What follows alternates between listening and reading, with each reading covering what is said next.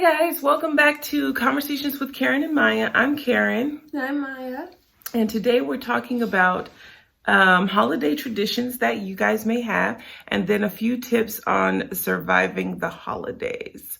So, Maya, why don't you get us started? Then there is I think we watched Frosty, because it comes in a multi-DVD that also has Rudolph the Red-Nosed Reindeer. We watched The Grinch, I guess, I don't know if it's the original one, but it's the one that existed where he was an animation, and he was kind of like, he doesn't look realistic. So I think after that one came out, then the human version came out, and then there's two new cartoon ones that came out or something. But we watched the original one. I think I got them to watch the other one last year if it came out in time. I think it did. But we might add that to our little repertoire, our little list. But yeah, we just watched Christmas movies during the holidays, and we mocked them. Yeah. Well, I'll say this. So my reason for doing this, because there's so many traditions that my family has that has extended to my family now.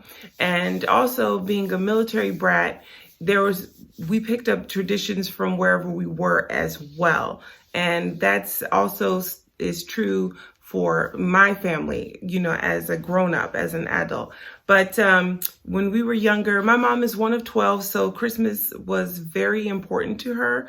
And back then, my grandparents filled a sack filled with nuts and oranges and things for each child, kind of like your stocking. And so from that, my mom kept that tradition going with us, where she would fill our stocking the first thing with an orange, and then there was nuts in there, like whole walnuts in the shell and pecans in the shell. And if you're looking for a wonderful Christmas story that's talking about oranges, you can look up Orange for Frankie by Patricia Polacco. That's a really good Christmas book to add to your Christmas book collection, if you have such a thing. We do. We collect that's another tradition. We collect, right?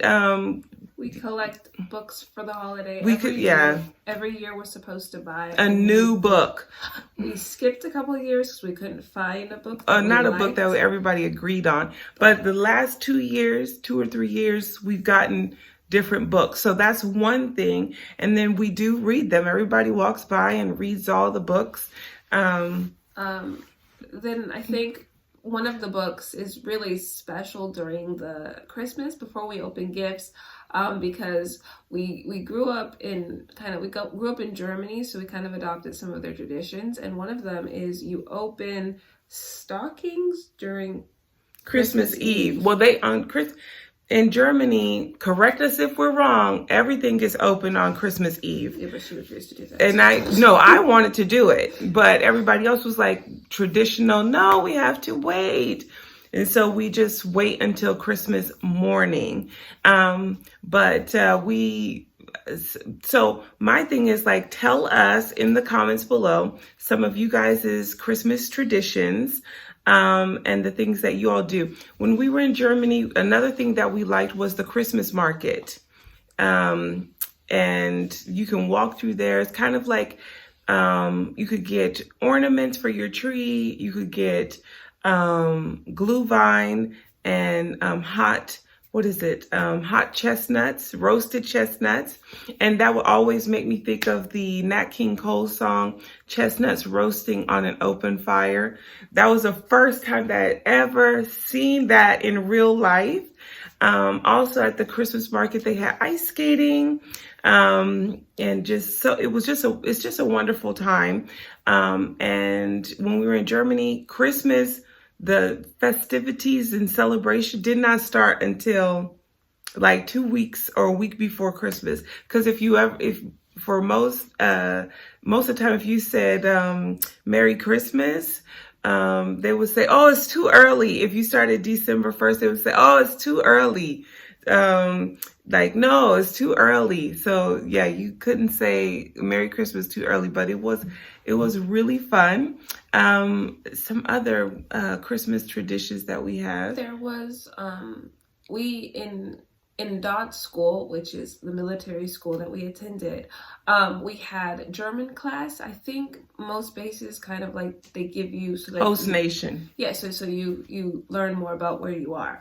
And in German class, we learned about Saint Nikolaus. And okay, yeah, that's a good one. We learned the story from an actual German teacher who was there, Yeah. and we watched videos from it. I think we made like crafts and stuff for Saint Nikolaus, but I really liked the story. And so Mom also worked at the school too, so she might have learned at the same time I did. But I was like, Mom, there's this thing called Saint Nikolaus, and Saint Nikolaus was you have to actually be very good, real person. Real person. His really origin good. kind of jumps from like I think Turkey to more north. People say that he's from here. He's from here. I don't really know. It happens on December 5th. But you have to make sure that you are in the correct day because if you start December 5th or it's December 6th, like you should. But I'll tell you, not to cut you off, but the funny part about that was the first year we celebrated St. Nikolaus Tag or Day was funny because it was my first time doing it. We lived in stairwells in Germany, and that means like on the military base there, they had everybody in apartments. And so what you have to do is you put your shoes out. You put one shoe out, and then St. Nikolaus says, if you're good, you put the shoe out outside your door.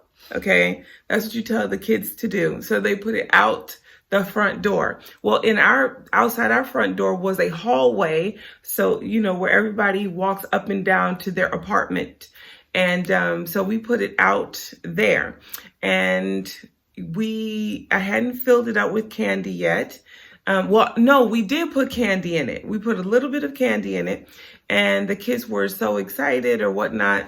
And because obviously you get to open the little things, whatever it is, the next morning, December 6th. So like you have to figure out, depending on what region you are in, the book from. Whatever region you're in, they may have a different day, or correct us if we're wrong. I think it's December 5th, period. But we put those shoes out there, and didn't think anything about it, put the candy out there. And then the next morning, our kids were like, oh, let's see what St. Nikolaus brought. When we opened the door, there was tons of candy in their little shoes. More candy than what we put into the shoes. And they were like, look at what St. Nikolaus brought. And even we were like, wait. And I looked at the hubster, I was like, and he said, no, I didn't put anything in it. I didn't put anything else in it. And I was thinking, I didn't either. So they brought them in. They were so excited with all of this candy. And we were like, where did this candy actually come from? And then like a couple of days later, my neighbor from upstairs, she was actually German. She was from Germany. She saw the kids' shoes out there and thought it was so cool that we were celebrating. So she brought some of the candy that she had. She brought a ton of candy to fill up her kids' shoes. So she came down and put more candy in our kids' shoes. So it was so cute. And it just made us, determined to add that to our celebrations each year. I find it funny because like the reaction of it was kind of like, does Saint Nikolaus exist? Because you had no idea who put the stuff in the shoes. And the funniest part is when everybody was away at college, they're like, is Saint Nikolaus going to put candy in my shoes? And I'm like, you're not here. You are not home. How is that going to happen for you? So we're like, drive all night. No, but you only supposed to put one shoe. So if you do it, do one shoe because. It's just one shoe. You're not going to take your one shoe. It's just one shoe. Don't put both shoes out there. You're not seeing them. No, you might get cold in your shoes. Another tradition that we do is, this is a new tradition. When we were in Germany and in Portugal, it was easy to go out into nature and, and get some cuttings from trees or whatnot. When we came back to the United States, that became more difficult because, you have to find a place, that's selling Christmas trees and ask for the trimmings. But also you have to live near a place that actually has those trees freely growing everywhere. Right. And we don't live in a place that has those trees. So I wanted tree trimming pieces and didn't know where to go. And then one day I was driving past a Christmas tree place, and I saw them cutting the ends off the trees, you know, before you give them to the people passing by. And or before you give the tree to the person who purchased it, they cut the end off and all of the excess tree branches and stuff. So I drove over there and waited, and I said, you know, how much can I get the trimmings? How much would you want for the trimmings? And the first lady said, you know, oh no, just take them. So I grabbed up as many tree trimmings as I could and brought them home and started decorating. And then ever since then, we now journey around to like 1 or 2 Christmas tree places. And this is just a tip for anybody looking for real garland or real tree like pine, because I love the pine scent at this time of the year. My mom would always cheat. If she's watching, yes, I said it, she would cheat. She would buy the spray and spray it all in the air. And I'm just gonna be like, you threw me under the bus. But yeah, she would use a spray to spray the air. I was like, can we just get the tree stuff? And the other reason why we don't have, well, that's another tradition.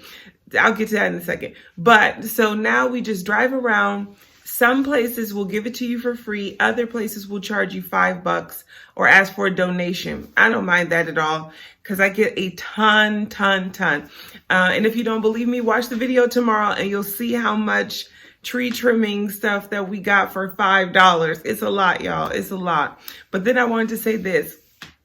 Another tradition is we have to, well, we didn't do it this year, but the hubster used to make everybody play Monopoly in order to get a real tree or not. Yes, he and I would play Monopoly because he did not want a real Christmas tree. You met the both of you. Yes. I don't remember playing Monopoly. He and I would play Monopoly, and whoever won, that determined whether we got a real Christmas tree or not, because the hubster's father is a retired fireman. And so with all those stories and whatnot of people's Christmas trees, you know, them not taking care of the lights on the tree or whatnot. It mostly is because some people put candles on their tree. Well, in Germany they do. Light the candles with a real tree. Yeah. You just need one flame to just go. In Portugal and in Germany, people do light the candles on the tree. The lights that we buy at the store are not the candles that we're talking about. No. I'm talking about real wax candles. Real wax candles. Like you could walk in your community, you would see real candles on the real tree, and then you understood why. Oh, okay, yeah. But yeah, so his dad is a retired fireman, so he's like doesn't want anything to do with a real Christmas tree at all. So of late, the compromise has been get the tree trimmings because I get the smell of fresh pine all over the house, and there's no real Christmas tree. But back to the book part. On Christmas Eve, we have one book, and I think it's called What Should I Get Him?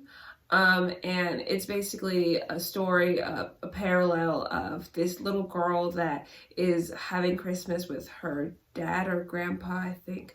And then there's this little girl that is walking around the manger where baby Jesus is. And so before we can open any gifts, we have to read this book from front to back. And luckily there's like only 3 words on each page. And it doesn't matter how old we are, because we were all like, when we became adults, like we were all past the age of 18. We're like, so we don't have to read that book anymore. And mom was like, well, if you want to open No, I said, okay, that's fine. And then made us open the book. Madison, because she was like, it's tradition. And so we weren't allowed to open any gifts or stockings until we read the book. Yeah. I think, and also to talk about what we were grateful for. Yeah. And then And then there's also this book, I think it's called Clyde the Dog. We read that to each other out Claude loud. the dog, Claude yeah. the Dog, yeah. You should read that book. It's kind of hilarious in a kind of like a way where you're like, man, I don't know if he was actually that poor or if he was a con man. We also It's a cute book. We also like watching the Grinch movie, and the book kind of goes hand in hand with it, so you read it at the same time. We do the same thing with the Charlie Brown Christmas book. Yeah. And the Ivy book. Right. So all of those books, those correlate to movies that are watched. Oh, if you like storytelling during the holidays, check out Ivy. No. Ivy's Christmas, No. IVY, Ivy. It's so cute. And then obviously Charlie Brown's Christmas. You get the book to that.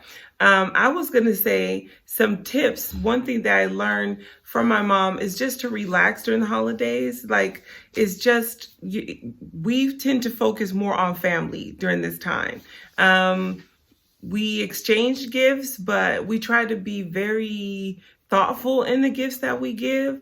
And I've always done that. And I think because I saw my mom do it, and I don't buy anything ahead of time. I like to go with the moment and to enjoy and experience this time of the year fully, to be fully present. But one fun thing I want to do with all of you guys, go ahead, what were you gonna say? There is another Christmas tradition, and last year I was banned from doing it because I think my mom purposely put the tree in a place where I couldn't do it, but we came up with a Christmas tradition that was started with my grandmother. She actually gave it to my dad, and she gave us a train track. So Grandma, if you're listening, there is a train that's supposed to go around the Christmas tree. Except last Christmas, Mom purposely put the tree in a place where there is no space for it to go in a circle. Nobody wants this is the only person who wants a train going around the Christmas tree. Because you can put little ornament people in the train and let it drive around the Christmas tree and be like, yeah, like, no, they're going on a train around the Christmas tree.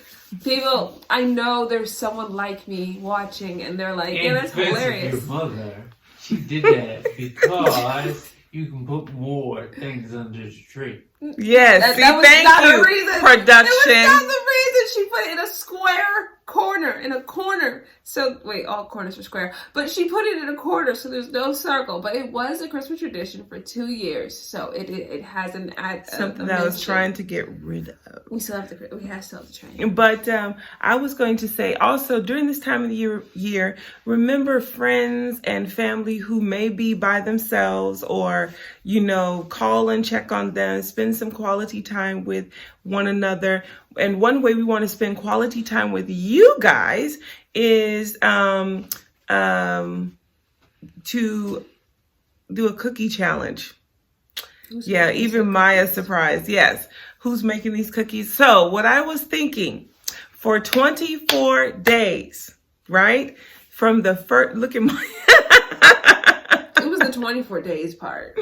So you have 24 days leading up to Christmas, right? Starting from the 1st of December. And part of this year, these 24 days, I was thinking, wouldn't it be fun if we all make cookies together? Some beginner style cookies, and then some more complicated cookies. Like, we won't go past intermediate level. But I just think it's fun to make cookies during this time of year. So you're saying I cannot make like an expert creme brulee cookie like the ones that they make? Is there such a thing? I hope no. No, but you're saying that it can't be baking show worthy. This has to be show. No, no, this has to be everyday show.